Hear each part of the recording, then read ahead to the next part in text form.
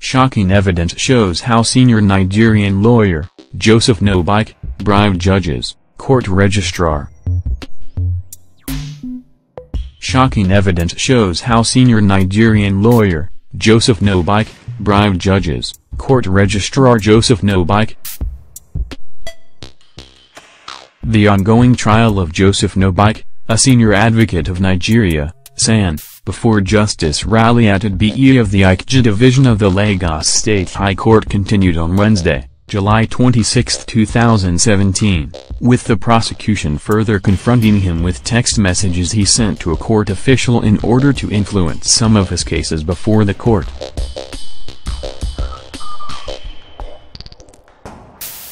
Mr. Nwobike is being prosecuted by the Economic and Financial Crimes Commission on 11-count charge of perverting justice and offering gratification to public officials. At the resumed hearing, the prosecution counsel, Rotimi Oyedepo, tendered a compact disc marked Exhibit P21 containing text messages from Nwobike's mobile phone to a court official.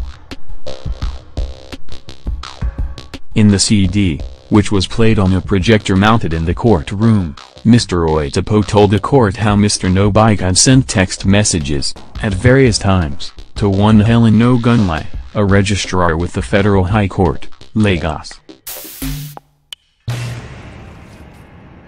Mr. Oyedepo told the court that Mr. Nwobike admitted to have received and read a message from Miss Ogunlaye, whose name he saved as Mrs. Ogunlaye Registrar, on December 16, 2013, saying, "Good morning sir, PLS I couldn't hear you cause of network sir, sick." He also told the court that Mr. Nwobike, on the same date, sent a text to Miss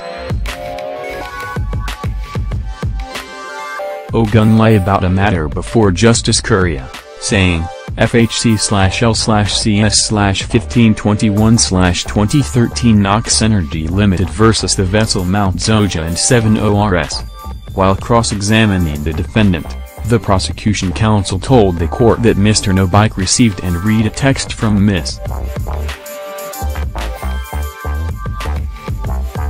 Ogunlaye, saying, "We give you 6th February sir, but I need to inform my lord, sick."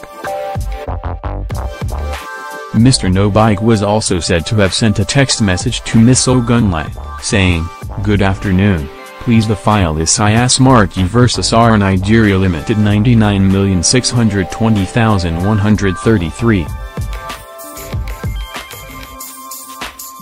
Although it indicated that the message was pending on his mobile phone, Miss Ogunlaye replied that the court was sitting and that she would check the file to know when the ruling would commence. Mr. Nwobike also confirmed to have received and read a text message from Miss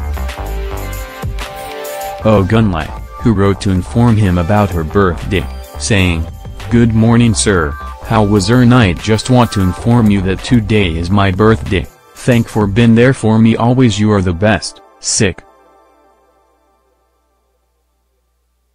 Mr. Oyedepo further told the court that Miss Ogunlaye, in appreciation of the gift sent to her by Mr. Nwobike, sent a message, saying, "Good morning sir, I really appreciate my birthday gift yesterday. God will continue to elevate you, IJ, and Lord will preserve the going out and coming in, IJ, and you are the best. This is my husband number 08035047945 Engineer Emmanuel Ogunlaye." However, Mr. Nwobike told the court that he could not remember sending any gift to Miss Ogunlaye, except that he always sent gifts to her on her birthday. Mr. Oyedepo told the court that Nwobike confirmed that he sent a text message to Miss Ogunlaye around 11:03 a.m. on a certain day, saying, "Let Oga discharge that order," to which Miss Ogunlaye replied, around 11:12 a.m. of that same day, that "We told Oga last time you called me that you are in Abuja, so and he said there should be a cogent reason from you before he can do that sir, just see him after court session sir, this is confidential, sick." Mr. Nwobike told the court that when Ms. Ogunleye sent a text message to Mr. Nwobike reminding him about her brother who was offered admission to study medicine in Russia, Mr. Nwobike replied that "I will see you this week." According to him, Mr. Nwobike, on April 2, 2014, received a message from Ms. Ogunleye, saying, "Thanks so much, sir. God bless you. Our children will find favor of God in their entire endeavor. IJN, you are the best." Kalindi gave me the envelope in the morning, sick. Mr. Nwobike stated that on November 20, 2015, Mr. Nwobike received a text from Ms. Ogunleye, saying, "Good morning, sir. PLS, we are waiting for you, sir. And PLS, don't forget my younger brother. I told you about his balance of school fees. I should remind you today, sir. God will reward you bountifully. IJN." Mr. Nwobike, in his reply to the message, was said to have written that "My junior will ask for stand down. I will come at 11 a.m. Mr. Nwobike was also said to have sent a text to Nwobike on December 15, 2014 around 8:32 a.m., saying, "Good morning, sir. I am planning to go to Port Harcourt tomorrow to sort out those judges. I have spoken to the AMCON people on how to secure our position even if some changes occur in the system." Mr. Nwobike also told the court that he once transferred the sum of N250,000 to Ms. Ogunleye. When asked if he was aware of the rules and regulations regarding professional conduct, Mr. Nwobike answered in the affirmative, adding that he had transactions with Ms. Ogunleye, but only had meetings with the judge. Mr. Nwobike tendered in evidence the Rules of Professional Conduct of Legal Practitioners 2007/2016 edition and Code of Conduct for Judicial Officers.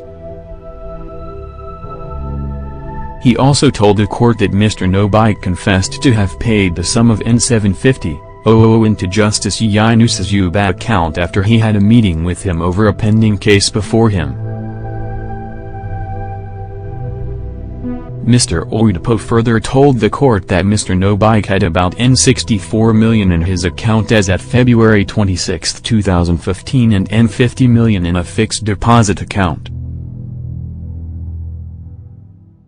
He also disclosed that Nwobike had more than N25 million in another account for current expenditures.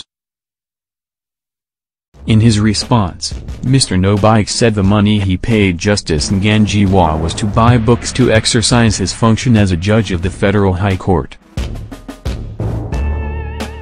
Mr. Nwobike told the court that apart from Justice Yinusa, Mr. Nwobike assisted Justice Fisham of Industrial Court in cash and gift and also paid the sum of N300,000 to Justice Nganjiwa through his company account.